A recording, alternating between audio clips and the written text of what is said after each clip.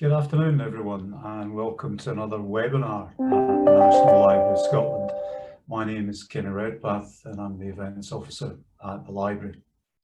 Today, as part of our Library Festive Fun series of events, I'm delighted to be introducing Ian Scott. Ian is Curator in our General Collections Department at the National Library of Scotland, and he looks after some of our 20th and 21st century printed collections, including, of course, pop-up books. So today we're going to be looking at some Christmas-themed books for children from the collections, especially pop-up books. But before handing over to Ian, can I just say that there'll be time for questions at the end of the webinar. So please get thinking and just type your questions in to the Q&A function, and we'll do our very best to get through them at the end of the webinar. So without further ado, over to you, Ian. Hello everybody, and welcome to this event at the library, where we'll be looking at some of the pop-up books in our collections, the sort of things that we would have been putting on display if we had been open as usual this year. This year we are open to readers, but we are not open for other activities, so we put this event online so you can see some of the Christmas treasures that we have in the library.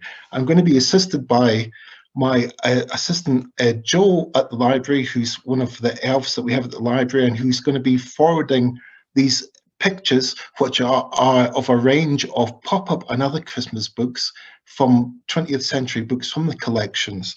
And this first illustration here is an end paper from a 1902 edition of the Night Before Christmas, which we'll be having a longer look at later. So if we go forward to the next slide, Joe.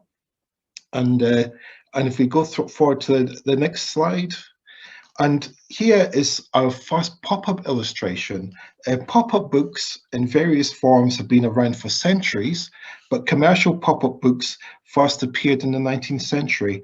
We're going to be looking at pop-ups that retell the nativity, Christmas poems, songs and stories. But first, we are going to look at this pop-up of traditional German Christmas from a 2007 book by Chuck Fisher called Christmas Around the World. It shows Christmas in France, Britain and Russia, and here in Germany. And if you want to know what the German for Merry Christmas is, it's written down at the front there, Frohe Weihnachten. So if we move on to the next slide, and here is, you'll be pleased to see that at least one German Christmas market is open this year, even if only in pop-up form, and you can see welcome, and you're very welcome to this Christmas pop-up event. Chuck Fisher, who designed this, is an American designer and author of pop-up books who clearly loves Christmas, as he has also done pop-up books on Christmas in New York and a pop-up adaptation of A Christmas Carol, as well as a big book with a pop-up White House in it, which maybe somebody will be buying a certain present for his Christmas. Next slide. The traditional nativity scene with its familiar cast and setting has been a popular subject for pop-up books, including 1993's The Wonderful Pop-Up Christmas Crib. But if you look at this scene, something seems to be missing.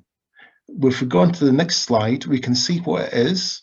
It's what it is of course Mary, Joseph, baby Jesus, the shepherds, a sheep, a cow, and the kings. This book comes with a series of little pop-ups, so you can populate the pop-up stable. We'll be looking at some slightly more elaborate pop-up nativities slightly later in the presentation. If we go on to the next slide, including one by this pop-up artist and writer, Robert Sabuda. And I've highlighted his name here as he is arguably the greatest living creator of pop-up books and perhaps the greatest ever. This evocative and very elaborate Christmas scene is the last opening in his 2005 book, A Winter's Tale. Computer-assisted printing, design and laser cutting means that we are living in something of a golden age for pop-up books. earlier pop-ups, though they might not be quite as sophisticated as this, can often have a charm that some later pop-up books lack. We'll go on to the next picture, and we'll go back to this is something that you might have got for your Christmas on Christmas morning in 1930. It's the third Daily Express annual, and these were launched in 1928. And they featured a great innovation at the time. You can kind of see the picture of a pop-up kind of Santa popping up with the book at the bottom. The books included actual 3D models. This was a big innovation in pop-ups, arguably as important as the introduction of sound to cinema. And prior to this, most pop-up effects were created by folds or cuts in otherwise flat pieces of paper. So if we go on to the next slide, you will see the pop-up Santa. That's the first pop-up in that 1930 Christmas annual.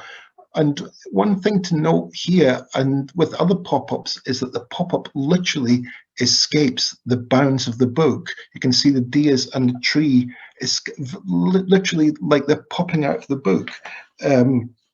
The most startling thing about pop-ups, for me anyway, is that they have to be engineered so that every time you open the book, they appear, and then every time you close it, they tidily fold away, ready for another reopening. And I think most of us could kind of create a pop-up that might work once or twice, but to create a pop-up that kind of has these effects and works every time you open and close the book is a considerable craft. This book, the annual would have been printed, and then it would have gone to workers who would have individually glued in these models. So it's quite a lengthy and expensive process. We're going to go on to another book from the next picture, and these are not Christmas themed, but they are from a Christmas annual. I think this shows more clearly that these are little 3D models. And this is an elephant with his keeper. Also from the Daily Express Children's Annual, and note all the details. You can see the passengers on the elephant's back, the keeper, and if we go on to the next slide, as this is a 3D model, we can kind of go around it. And on the next slide, not so spectacular, but that is the backside of the elephant, of course. So if we go on to the next slide, and as well as Christmas themed pop-ups, other stories from the Bible were featured in the Daily Express Children's Annual, such as here Noah's Ark.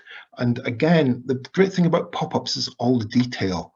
And if you look closely at the window of the ark, you can see the animals. There's birds on one side, and you can see the animals safe on board from the coming flood. And of course, as this is a model, we could go around the other side. So we're going to the next slide, which is a knight errant confronting a big but not very scary pop-up dragon in the 5th Daily Express Annual from 1983. And note that the knight is not on a horse, but is instead on a smaller dragon with a spike on its nose. This is not St. George and the Dragon, but it illustrates a story in the annual about a little spike-nosed dragon. So, and if we pop onto the next slide, we are wishing a slightly belated happy birthday to Rupert Bear, who was first appeared in the Daily Express on the 8th of November 1920. Here, Rupert is having a snowball fight with identical twins, Reggie and Rex Rabbit. Please don't ask me which one is Reggie and which one is Rex. And this illustrates a story called Rupert and the Christmas Pudding from the 2nd annual from 1929. And Paul McCartney recently released a picture disc of his Rupert Bear single, We All Stand Together, to celebrate Rupert's centenary. So happy birthday, Rupert. We'll move on to the next slide. The Express annuals are full of magical pop-ups, and they include mermaids, fairies, and even a giant pop-up Christmas pudding. But this is our last Daily Express pop-up, and a visit to the circus is a traditional part of Christmas for many. And here we have a pop-up balancing act. The central figure is Safar the clown, who in an accompanying story was a little down because he wanted to be an acrobat, not a clown. And here he achieves his ambition in a pop-up from the Daily Express Children's Annual number 5. So if we pop on to the next one, please. And an even more popular Christmas outing is, of course, A Visit to the Pantomime. And here we have in this book Cinderella and Other Fairy Stories with realistic pop-up pictures, published by Byrne Brothers in 1956.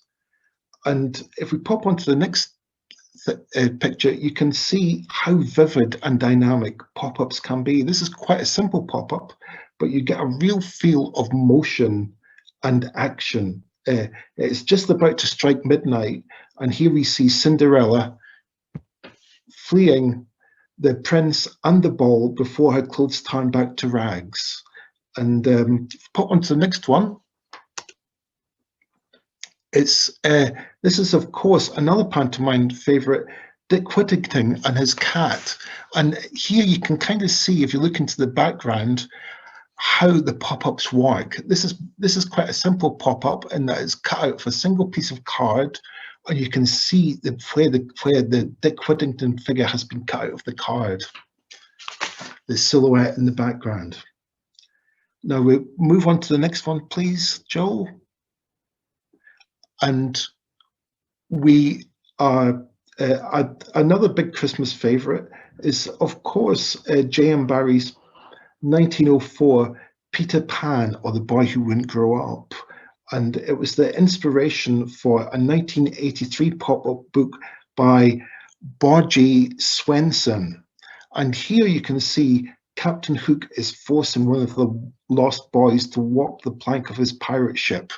Next slide, Joe. And the great thing about pop-ups, of course, is that that you'd never really have to fear, because as you can see by looking at the other side of the model, Peter Pan is boarding the ship. And again, this is an elaborate 3D model, and if you're looking at pop-ups, you have to often look at them from all angles to get the full story. Later in the same book, Captain Hook slugs it out with a pop-up crocodile. So another big Christmas outing, of course, is the primary school nativity play, and we're going to have a wee look at an illustration of them in the next slide, Joe, please. And this is a book published by written by a graduate of Edinburgh College of Art, Holly Sterling. This was published in 2015. This is her pop out and play nativity story, and I suspect Joseph in this picture might be wearing a false beard, and I think this is definitely inspired by primary school nativity plays, and I think that's confirmed if we go on to the next picture. And I think these three wise men, they might be wise boys rather than wise men. The nativity has been an important subject for artists since the 4th century and has been portrayed by Botticelli, Leonardo da Vinci, Michelangelo, Raphael, amongst many others. But it has more recently inspired very many pop-up books. And you might think this is going from the sublime to the ridiculous, but I think some of the pop-up authors have captured the nativity in as vivid a way as the old masters. And I think we can see this in the next slide. This is the cover for a book. It's called, as you can see in the title, it's called An Exquisite Pop-Up Retelling of the Christmas Story. And this again is by Robert Sabuda, who is perhaps the leading pop-up artist currently working, or as he and others call themselves, paper engineers. And I thought this term paper engineer seemed a little bit pretentious until I saw the amazing work that's been done in paper form in books like this and others. His and I believe that his 2016 book here, The Christmas Story, is as good as any recent retelling of the story of the Nativity in any medium. If we look on to the next slide, we can see here we have Sabuda's interpretation of Mary and Joseph's journey to Bethlehem. Note how simple white card is used to striking effect. Note how far up the image escapes the frame of the book, the high mountains topped by an abstract moon, and note the small, tiny figures in the foreground pressing ever onwards. We move on to the next slide, please, Joe. And this is the angel of the Lord appearing before the shepherds from the same book. And you can see both shepherds and sheep are prostrating themselves before the angel. And if we go on to the next one, we have Sabuda's version from the same book of the classic nativity scene, where you can see all the cast. And again, look how high this actually goes. It looks like quite how this has been engineered so that it disappears seamlessly every time you close this book. And you can see the entire traditional cast of the nativity here: the shepherds, Mary and Joseph, the angel on the roof, and the three wise men, as well as the animals. So if we pop on to the next one, this is a book called The Christmas Story by Justine Swain Smith, published by Dorling Kinsley in 2007. And I think it's a nice contrast to the Sabuda story because it tells the nativity, but in a simpler but no less charming way than Sabuda. So if we kind of move on to the next one, please. And here we have much simpler, but just as effective rendition of Mary and Joseph setting out for Bethlehem.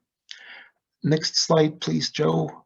And here we have the angels. Look how elevated they are in the background, appearing to the shepherds and the angels. The shepherds and the sheep are looking up towards the angels. And next page.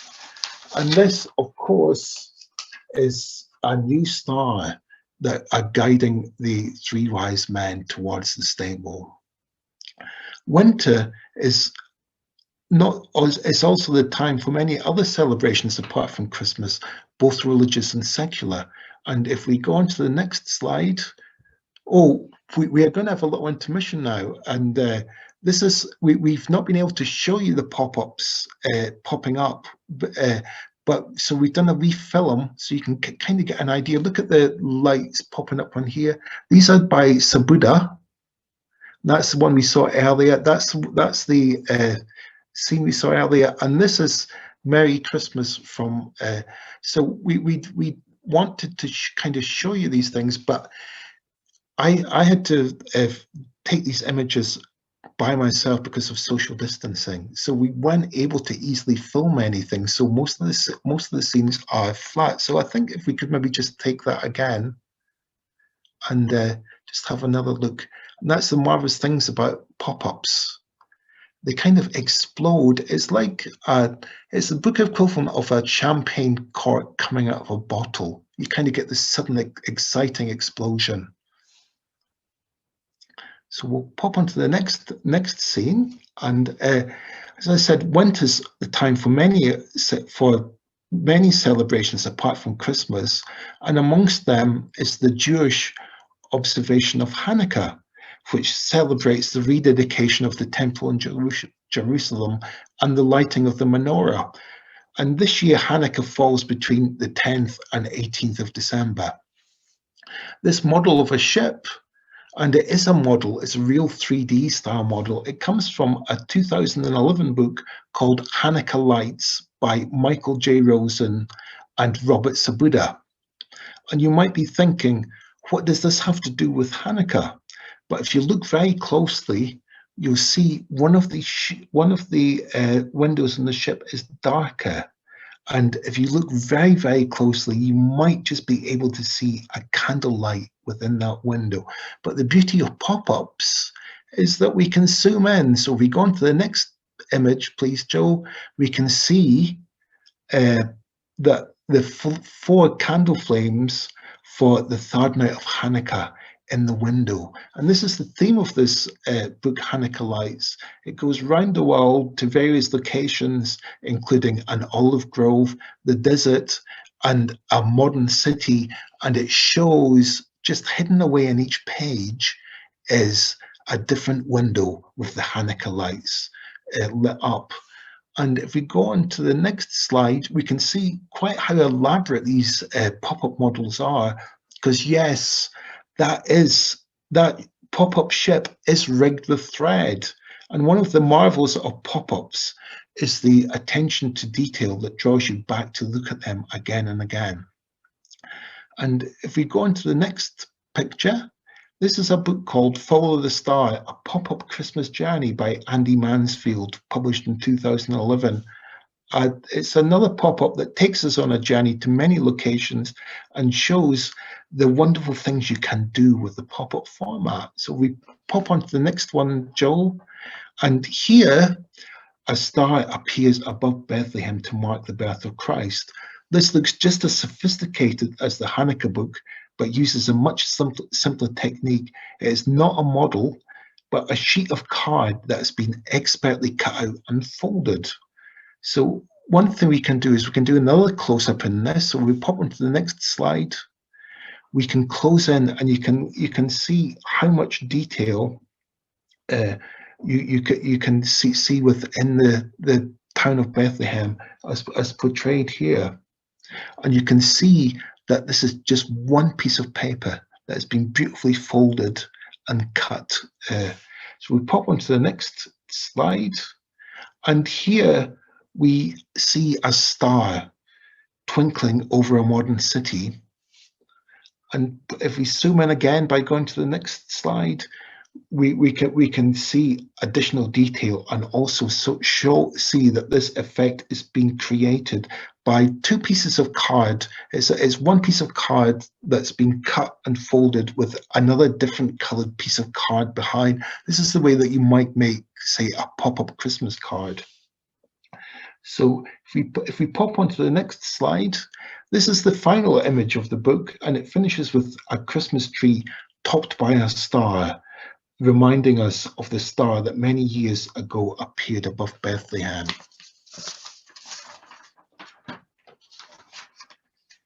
Now we're going to go on and we're going to look at some Christmas poems and also songs. So we'll go on to the next slide. And this is our friend, Robert Sabuda again, and this is his pop-up version of perhaps the most famous Christmas poem ever written, The Night Before Christmas. And it was originally published as A Visit from St. Nicholas in 1828.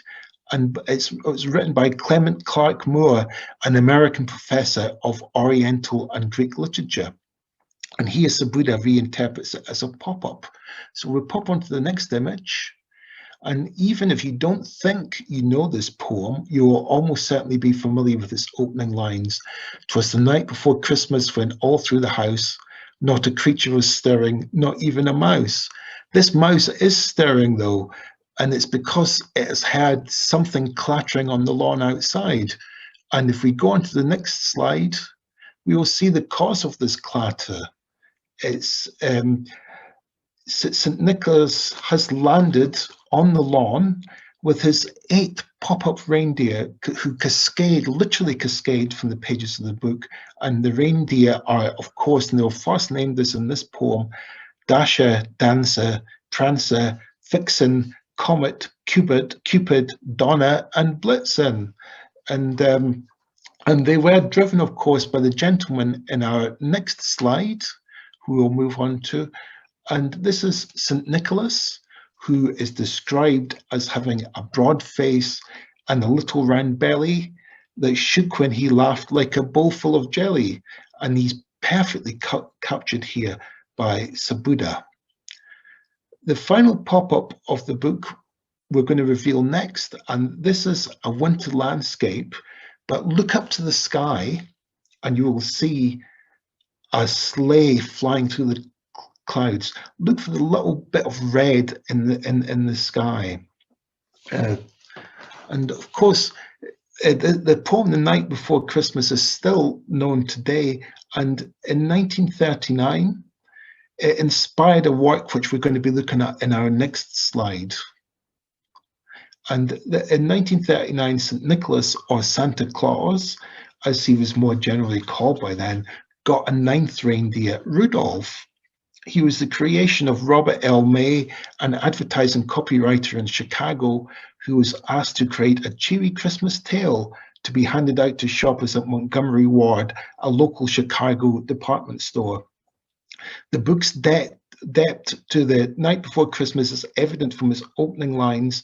"'Twas the night before Christmas, and all through the hills, the reindeer were playing, enjoying the spells."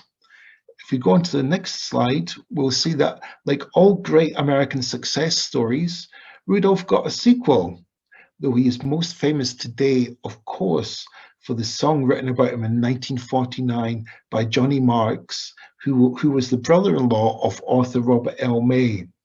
The song Rudolph the Red-Nosed Reindeer has sold over 150 million copies, and it's the most commercially successful Christmas song after White Christmas.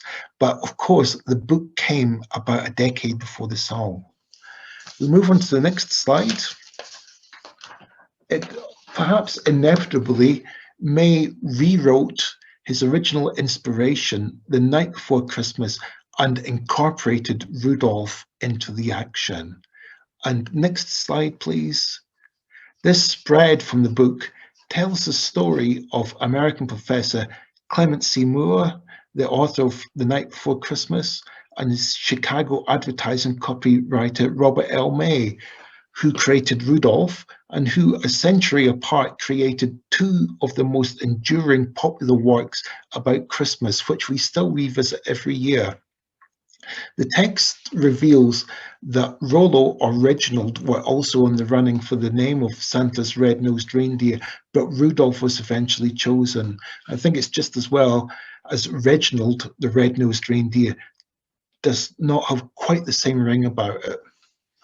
So we'll pop on to the next slide.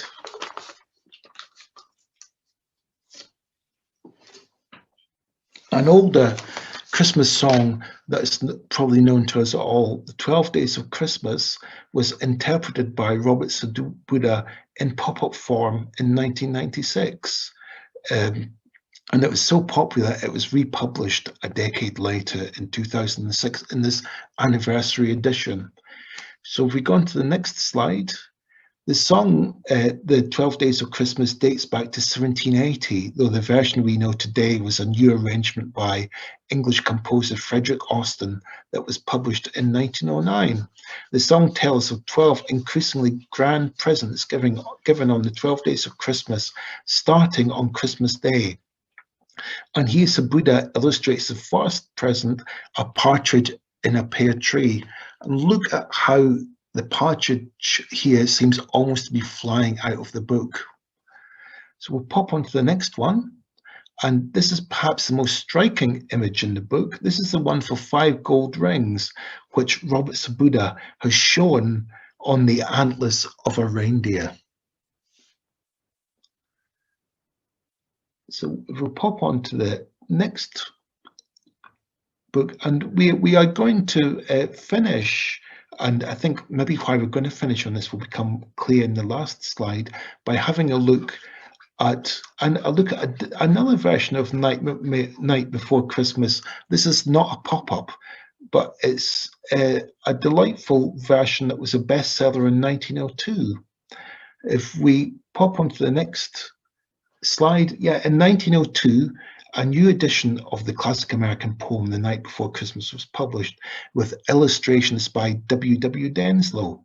It was a bold interpretation of the 1823 poem For a New Century, and would have been a much-loved gift in many households at Christmas. Illustrator W.W. Denslow was a celebrated poster designer, caricaturist, book designer, and journalist. And in the 1890s, he settled in Chicago, where he met in a bar a gentleman called L. Frank Baum. The two collaborated on a number of books of nonsense verse, And then in 1900, they published a very successful book, The Wonderful Wizard of Oz, with text by Baum and Denslow supplying the pictures, and they both shared the copyright on that. If we pop onto the next slide, please, Joe. You can see all of Denslow's skill in the layout and illustrations in this book. Baum and Denslow unfortunately fell out in early 1902 over royalties for a stage production of The Wizard of Oz, and they never worked together. So Denslow had been looking for another work, a new project, and he decided on the night before Christmas. And here are the famous opening lines as illustrated by Denslow. We pop onto the next slide. And here is the evidence that not a creature was stirring, not even a mouse. Note Denslow's depiction of the moon in the window. Next slide, please. And this lovely double spread demonstrates Denslow's skill as an artist and designer. Look at how the leaves bring together the two pages, and you can feel the wind and chill almost coming off the page. Next slide, please. This is a classic scene from the poem, with St. Nicholas just about to descend the chimney, a bundle of toys flung over his back, and the reindeer prancing and pawing on the roof. Next picture, please. And job done. St. Nicholas looks at father, out of shot, lays his finger on his nose, gives a nod, and prepares to rise up the chimney. And the next picture is our last, and I think you'll see why, because I'm adopting the final lines of the poem to say goodbye to you. Happy Christmas to all, and to all a good night. I hope you have enjoyed this online look at some of the Christmas books in our collections, and we hope to be able to invite you into the library for Christmas 2021 so you can see for real some of these Christmas books and some of the other pop-ups in the library's collections. Thanks very much for coming along to our event this afternoon.